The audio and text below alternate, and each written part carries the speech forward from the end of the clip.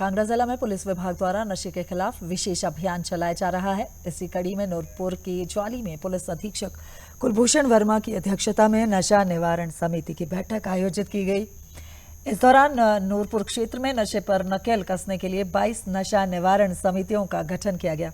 कुलभूषण वर्मा ने लोगों से नशे के खिलाफ एकजुट होकर कार्य करने की अपील की है।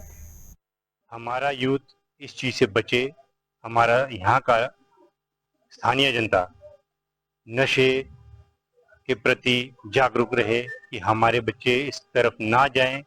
हमें नशे को खत्म करने के लिए क्या क्या मूलभूत कार्य करने हैं यहाँ पे, उस चीज के लिए आज सभी से लोगों के साथ इंटरेक्शन रखा गया था। लोगों से ये अपील की गई कि कहीं भी आपके पड़ोस में ऐसी कोई सूचना आपके पास होती है जो नशे का कारोबार करते हैं, उन पे लगाम लगाने के लिए लोगों से हमने सहयोग की अपेक्षा रखी है।